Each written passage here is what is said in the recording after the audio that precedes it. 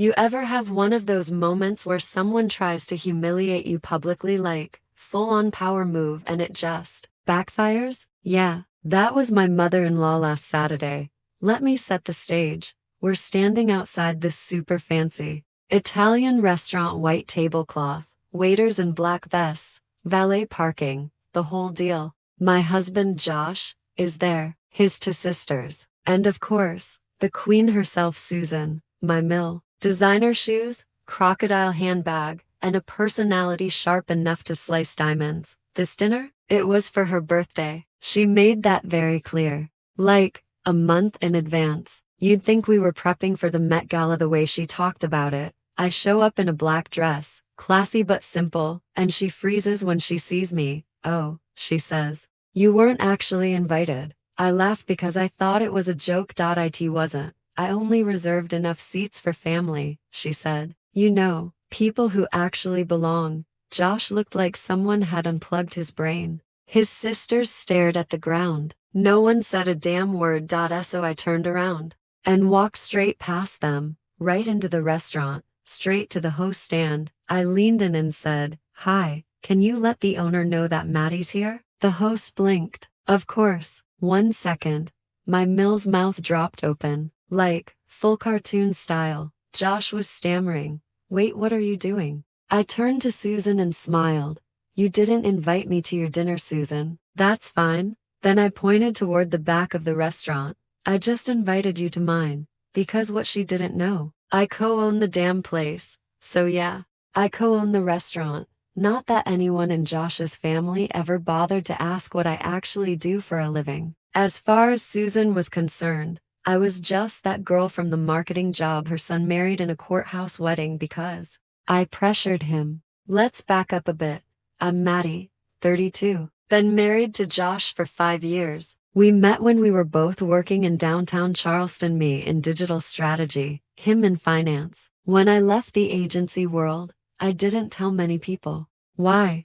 Truth was, I was burned out, overworked, undervalued. Sound familiar? I had one client though, this small but amazing family-owned Italian spot called D'Angelo's. The owner, Tony, was this old-school New Yorker who ran his kitchen like a cathedral. I did their digital rebrand, helped them turn their weekly revenue from $5,000 to nearly 20. Tony loved me.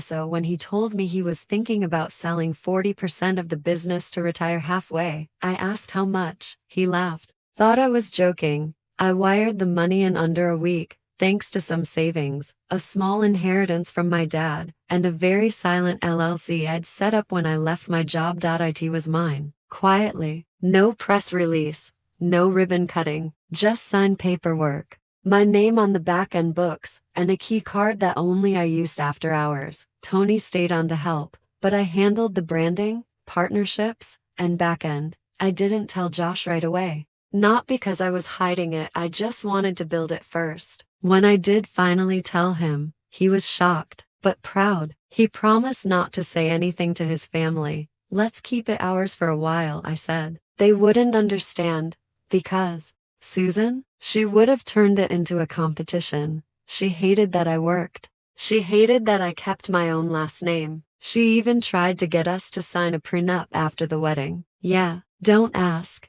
For years I played it cool, smiled through her passive-aggressive digs, her accidental comments about my outfits, my makeup, my existence. But when I found out she was throwing herself a private birthday dinner at my restaurant and left me off the guest list, I knew it was time.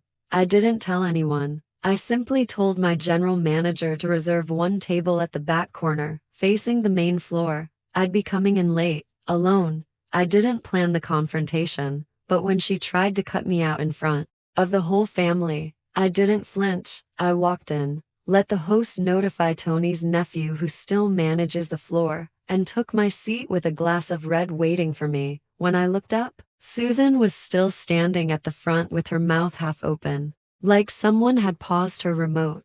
Josh? He started walking toward me, but I raised a hand, calmly. Don't right now. He turned back like a puppy. They were finally seated without me, but the mood? Yeah, you could slice it with a butter knife. A few minutes later, I saw her whispering to a server. Poor guy looked mortified. The server hesitated, then walked up to my table. "Ma'am," he said nervously, "your table has been requested to vacate." I looked him straight in the eye and smiled. "Tell Susan I appreciate the suggestion, but she might want to ask the owner next time." I watched him walk away with that sentence, watched him lean down to her table and whisper in her ear.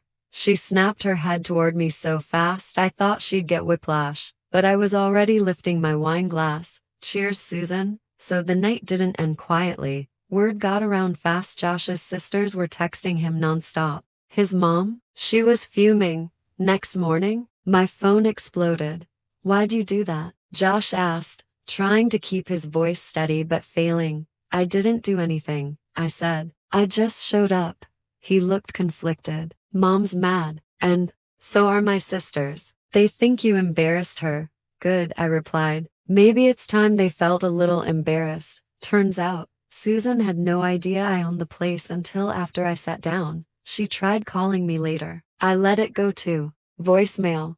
But that wasn't the end. At the family brunch the next weekend, Susan was icy cold. Didn't even look me in the eye. Josh pulled me aside. "You might have gone too far." I shrugged. "Maybe, but I'm done being invisible."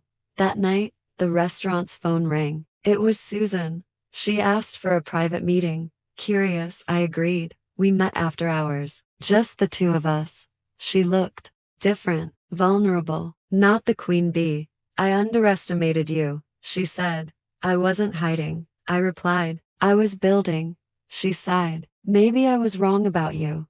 Maybe she was. But more than that night, I realized something important. You don't have to play their game to win. You just have to change the rules. When I left that late night meeting with Susan, I thought maybe, just maybe, things would calm down. Maybe she'd come around to the idea that I wasn't just that girl she'd been silently sidelining for years, but someone who deserved respect, someone who belonged. I was wrong. Susan is the kind of person who never backs down. She's relentless not because she's brave, but because she's terrified of losing control. And losing control meant letting me win. Word spread like wildfire in Josh's family, and the moment they learned I owned the restaurant, the way they looked at me changed overnight. Gone were the icy silences and whispered insults. Instead, there were awkward smiles that didn't reach their eyes, hesitant greetings, and a string of texts from relatives suddenly eager to catch up or talk things through.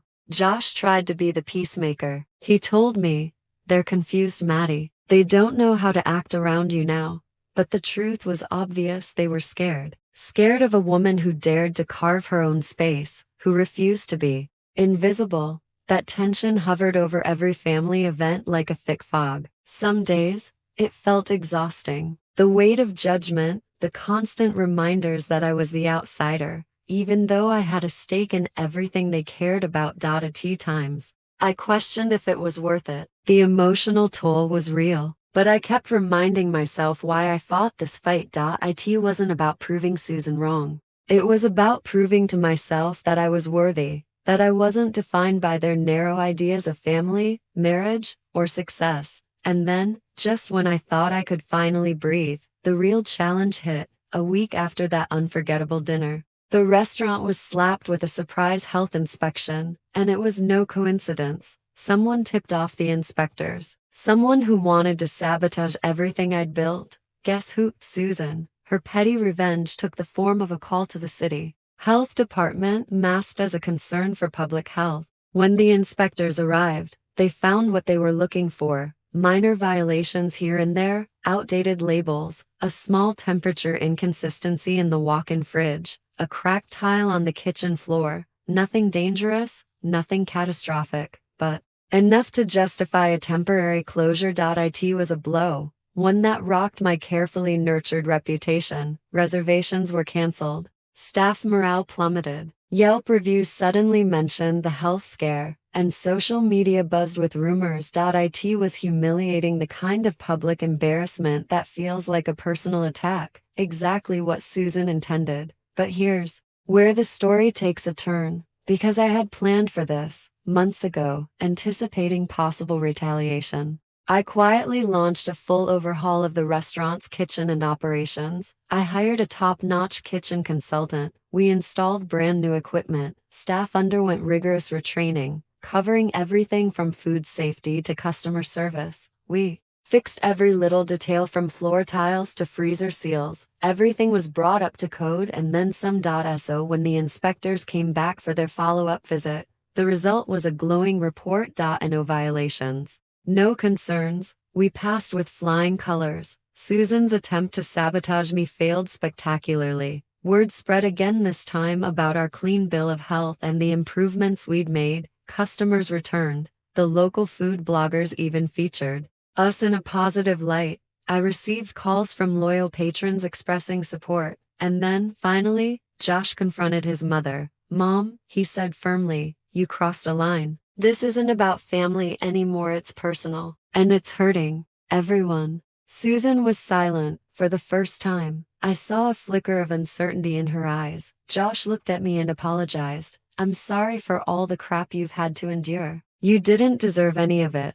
I smiled, though the wounds ran deep. "It's not just about her," I said. "It's about me. What I've had to prove to myself and to everyone else." Over time, the family drama faded. No more cold shoulders. No more whispered criticisms. Just a grudging, tentative respect, a recognition that I was no longer the other woman, the invisible wife, or the plus one. I was the owner, the boss, the woman who had the last laugh, the emotional journey behind the scenes. But the story isn't just about a petty family feud or a restaurant's health inspection. It's about my personal journey. The Maddie who left behind a draining marketing career, where I was just a cog in the machine. The Maddie who faced skepticism, derision, and countless obstacles just for daring to step outside the box. The Maddie who built something of her own from scratch quietly, deliberately, and with every ounce of grit I had. The Maddie who learned the hard truth: respect isn't handed to you on a silver platter. You have to earn it, you have to fight for it, and sometimes, you have to own the room, literally and figuratively. I won't pretend it was easy. There were nights I doubted myself, days I wanted to quit, moments when the weight of it all felt unbearable. But I kept going, because I knew what was at stake. Not just a restaurant, but my identity, my dignity, my power. And now I stand proud, proud of the place I built, proud of the woman I've become. Looking forward, lessons learned and new horizons, and I still cross paths from time to time. There's no love lost between us. And no warm smiles or friendly banter, but there is an unspoken acknowledgement, a silent truce born of respect, not affection. I've learned to pick my battles wisely. To know when to stand my ground and when to walk away. To hold my head high, no matter what, and to always stay one step ahead, because in the end, it's never just about winning a fight. It's about owning your story, owning your power, and knowing that no one, not even your harshest critics, can take that away from you. Final words to anyone feeling invisibly so. If you ever find yourself banned from the table, erased from the story, or excluded from the circle, remember this: you don't have to ask permission to take your seat, because sometimes the owner was always one step ahead. Hey, it's Maddie again. If you've been with me through this story, the dinners, the family drama, the surprise health inspections, and the ultimate comeback, thank you. Seriously, sharing this isn't easy, but it's real, and sometimes, real is exactly what we need. Here's what I want you to remember: life isn't always fair. People will try to put you in a box, silence you, or even kick you out of the room you deserve to be in. They might ban you from dinners, exclude you from conversations, or try to erase you completely, but you don't have to accept that. You don't have to stay silent. You don't have to wait for an invitation. You have a right to your seat, whether it's at a family table, a boardroom, or anywhere you choose to be. Sometimes that means standing up. Sometimes it means laughing in the face of those who doubt you. And sometimes it means quietly owning your power in ways no one expects. I didn't start this journey to make enemies or to prove someone wrong. I did it to prove to myself that I am worth more than whispers and exclusions. I did it because I believe that respect and dignity are earned, not handed out like party favors. And the best part, owning your seat at the table isn't just about the power or the victory. It's about owning your story, your struggles, your wins, your scars. Because every step, even the hard ones, shapes who you are. So, if you're feeling invisible right now, if someone's trying to keep you out, remember this story. Remember Maddie, the woman who was banned from dinner, but who ended up owning the whole restaurant. And know this, your story isn't over. Your seat is waiting, and the owner is always one step ahead. Thanks for listening. Until next time. You ever have one of those moments where everything you thought you knew about someone just evaporates in seconds? Yeah, that happened to me. One Tuesday morning, I was sipping my coffee, half listening to a podcast while answering emails, when my entire world collapsed one notification at a time. First it was the HR email, then the blocked access, then the silence. And just like that, the career I spent a decade building vanished. No warning, no explanation. Just gone. At first I thought it was some kind of mistake, a glitch in the system. Maybe someone hit the wrong button. But then I got the message from her. The one I trusted the most, the one I mentored, promoted, stood up for when no one else would. She wrote, "It's just business. Please don't make this harder than it needs to be." That line played over and over in my head like a sick joke. But here's the thing about betrayal: doesn't break you. It wakes you the hell up.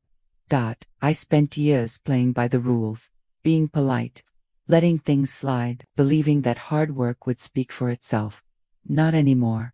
I'm done playing nice. What they didn't know, what she didn't know, was that I keep everything, every email, every file, every whisper of shady behavior they tried to sweep under the rug. I was their vault, their confidant, their fixer. So when they threw me under the bus to protect their perfect little empire, they assumed I'd disappear quietly. Big mistake. Because when someone tries to erase you, you've got two choices: fade away or burn their house down with the truth. I chose fire. And what happened next? Let's just say they never saw it coming. After I read that message, "It's just business. Please don't make this harder than it needs to be," I sat there, frozen, like my soul just shut off. I stared at the screen for a solid minute, not blinking, not breathing, just gone. That message came from Madison Blake. Yeah, Madison, the one I took under my wing 5 years ago when she was fresh out of grad school. She was wide-eyed, insecure, and completely green. I was the one who taught her how to write her first press release, how to handle a boardroom full of men who underestimated her, how to fight without showing your claws. And now, she'd just replaced me. I thought maybe it was a sick prank. But then I tried logging into my email again, locked out, my Slack account gone, my phone disconnected from the company network. That was it. I was cut off. The worst part, no one called, no one checked in. No, "Are you okay?" No, "We're so sorry." Nothing. Not even from David, my boss for 8 years, the same David who used to text me, "You're the only one I trust during crisis PR nightmares." Silence. I spent the next 24 hours in my bathrobe, eating dry cereal and refreshing LinkedIn like a maniac. You'd think, after all I'd done, someone would at least ask what happened. But nope. Madison had already gone public with a carefully worded statement, after a period of restructuring. "I'm honored to take on the role of Director of Corporate Communications." Restructuring, please. I was the one doing the restructuring. I kept replaying everything in my mind. Every late night, every crisis I managed, every dirty secret I kept for David, for the board, for all of them. They trusted me with everything, because they knew I'd never talk. They were right until now, because something inside me snapped. Not like a wild, screaming, throw your laptop kind of snap. This was quieter, colder, focused. I opened my old laptop, the one they forgot. I hadn't started digging through my files. I didn't know exactly what I was looking for. But the deeper I went, the more it all came flooding back. Like the time I covered up that influencer scandal so it wouldn't affect our stock. Or when David told me to ghostwrite apology letters for the board. Or the hush-hush payoffs to keep interns quiet after accidents at corporate parties. Yeah, accidents. And then there were the recordings. See, One thing about working in PR is you learn to always protect yourself. So whenever I had a sketchy conversation, especially with executives, I recorded it. Not to use just as a backup. A habit. I never thought I'd need them. Until now. I made a folder, named it Plan B, started sorting everything. Every damning email, every shady expense report, every out of context but horrifying voice clip. Then I found the one that changed everything. A recorded meeting from 2 months before. I was fired, Madison, David, and someone from legal, whispering about how Rachel's loyalty has become a liability, about how I knew too much, about how I'd never go publicities, too proud. They laughed. They were so sure of themselves, so sure I'd just go quietly. That's when I knew I wasn't going to expose them with a messy tweet storm or some anonymous leak. No, that would be too easy. I wanted precision. I wanted humiliation. I wanted every single person who stood by and let this happen to feel the cold sting of exposure from someone they underestimated. I was done being their fixer. Now I was going to be their reckoning. Asterisk, I didn't sleep for days. Not because I was upset, no, those emotions had come and gone. I was wired, alive. My brain lit up like a switchboard. Years of absorbing dirt, lies, and politics had finally found a purpose. I had always been the cleaner, the one who swept messes under the rug before anyone even saw the stain. But now, I was turning over the rug and lighting it on fire. The first step was isolation. They needed to feel safe, secure, confident that I was gone, forgotten, irrelevant. So I played dead. No LinkedIn updates, no angry tweets, no reaching out to press contacts. I even left town for 2 weeks, stayed with a friend in Vermont, posted a couple of wine in the woods photos on Instagram, just enough to say, I'm moving on. Let them relax. Let their guard down. Then, I got to work. I created a burner email, a completely clean identity. Clara Reynolds, freelance journalist. I crafted a detailed, anonymous tip and sent it to a handful of hungry online reporters. Not the big guys, no. The mid-tier outlets. The ones that dig harder because they're trying to break through inside a tech giant's culture of silence and control. Unreported scandals, executive cover-ups, HR manipulation, documents and recordings available. Attached was just a taster redacted email chain showing hush money being funneled to settle harassment claims. A blurred screenshot of an internal Slack conversation about manipulating mental health claims to fire someone legally. No names, not yet, and it worked. Within days, I got 3 bites, one from an editor I'd once done PR damage control for. He didn't recognize my writing. Thank God. He asked for proof, so I gave it to him. Not everything, but just enough to whet his appetite. Meanwhile, I reconnected with Darren, a former IT manager I'd helped keep his job 2 years ago. He owed me a favor. I asked him if he could still access the old system logs. He could. That's how I found it. The internal meeting calendar from the day I was terminated. A confidential transition strategy session between Madison, David, and the VP of HR. They'd planned my exit for months. The worst part, Madison had pitched it. I was livid, but also weirdly relieved. It confirmed what I already knew. This wasn't a misunderstanding. It was a hit. Corporate assassination. So I turned their weapon into mine. Darren also helped me recover an old internal presentation one Madison gave just weeks after I was fired. She reused my slides, my data, my crisis framework, literally copied and pasted, and presented it as her own. Plagiarism from a corporate communications director in a company that builds its reputation on authenticity. Perfect. I sent that too. While the reporters were digging, I had a different kind of fun. Direct messages. I reached out to a few junior employees I knew were disgruntled, carefully, casually, just asking how things were, how the company had changed, if they were okay. Within minutes, the floodgates opened. One said she'd been pressured to sign an NDA after being screamed at by a VP. Another said her PTO requests kept disappearing. One even mentioned Madison had told her, "Don't expect Rachel's kind of hand-holding. This is a different era." Different era, huh? Okay, Madison. You want to lead. Let's see how you handle the storm. I timed everything perfectly. The first article dropped on a Monday morning, right as the market opened. Headline: Leaked emails suggest pattern of harassment cover-ups at media tech firm. The article didn't name names yet, but everyone inside knew exactly who it was about. By noon, X was buzzing. Former employees chimed in. A few even hinted at NDAs. The stock dropped 3% by end of day. By Tuesday, the second article hit. This one included quotes from anonymous employees, real ones I had coached behind the scenes, making sure they stayed legally safe but still impactful. On Wednesday, I released the audio. A 1-minute snippet, David saying, "If she talks, we bury her with lawyers." Madison laughing. Rachel's old school. "She won't fight back." Oops, the clip went viral. I watched their world collapse in real time. HR had to issue a statement. Madison locked her Twitter. David went radio silent. I got a DM from an internal comms specialist still working there. "Holy *T. Are you behind this?" I replied. "No idea what you're talking about. Just enjoying the show." That Friday, the board announced an emergency review of leadership practices. A week later, David resigned. Madison was put on administrative leave, and I published my own Pasunda, my real name on Medium, why I stayed silent, and why I'm not anymore. It wasn't angry, it wasn't messy, it was surgical. I laid out years of patterns, with class, with receipts. I didn't beg for sympathy.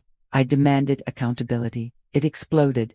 Every woman in corporate America who'd been blindsided, replaced, silenced, shared it, commented, emailed me, thanked me. They turned me into something I never expected, a symbol, asterisk after the Medium post. Things moved fast. By the time I refreshed my inbox an hour later, there were over 400 new emails, from old coworkers, from strangers, from reporters, from women I'd never met, pouring out their own stories.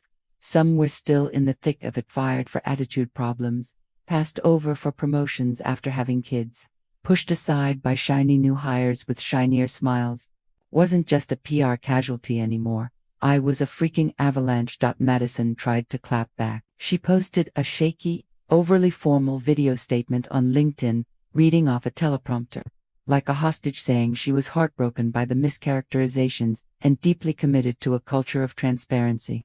Girl, sit down. Within minutes, someone unearthed an old podcast she was on where she bragged about outmaneuvering the old guard, and how sometimes loyalty needs to be retired. It aged like milk. Her comments section turned into a wars in employees, former interns, even a few industry rivals. Everyone came for her. She disabled comments, then she disappeared. No press interviews, no second statement, no lawyer threats. She was done. David, meanwhile, was officially out. His resignation papered over with the usual fluff, looking forward to new opportunities and spending time with family. But off the record, he was under investigation.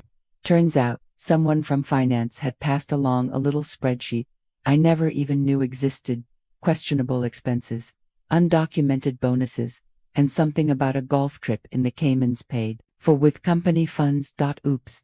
The company scrambled to do damage control, but it was too late. Their name was scorched across business news, Twitter, X, Reddit, TikTok. Even BuzzFeed did a roundup of corporate scandals that could be Netflix shows. Mine was number 2. I smiled, but the best part, I never even named the company. I let the internet do that part for me.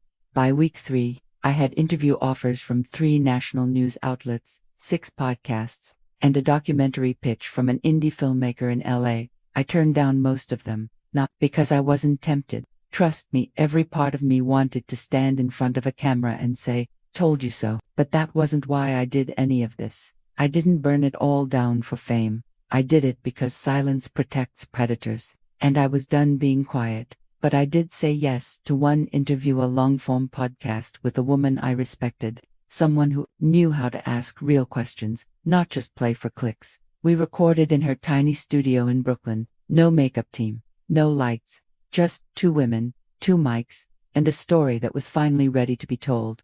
I cried once, just once, when she asked, "What was the moment you realized they didn't see you as human anymore?" And I said, "When they fired me by email. After 12 years of loyalty, that's when I knew IA was just an asset to them. A name on a spreadsheet." There was a pause. Then she asked, "And now?" And I smiled. "Now, I'm a F** decaying liability. 6 months later, I started my own firm. Not PR, not crisis control, accountability consulting. I help whistleblowers. I coach employees navigating toxic environments. I consult with companies before they get destroyed. Not all of them listen, but the smart ones do. I'm not the same Rachel I was a year ago. I don't play nice anymore. I don't soften the blow, or write fake apologies for execs who got caught. I tell the truth, loudly, with receipts. Madison. Last I heard, she moved to a smaller city and started working freelance. She tried to rebrand herself as a storytelling strategist. Her content flopped. No one wanted to hear her voice anymore. David. Still under investigation. Still denying everything, as LinkedIn says in transition. Sure, Dave, aren't we all? Sometimes people ask me if I feel guilty, if I regret going scorched earth, if I ever miss my old job. And I tell them this. I missed the version of me who believed in loyalty, who thought being the smartest and kindest person in the room was enough. But she's gone. She died the day she got an email instead of a conversation. And what rose from her ashes is someone you don't betray twice. So yeah, I got my revenge, and I ruined their lives. But more importantly, I got mine.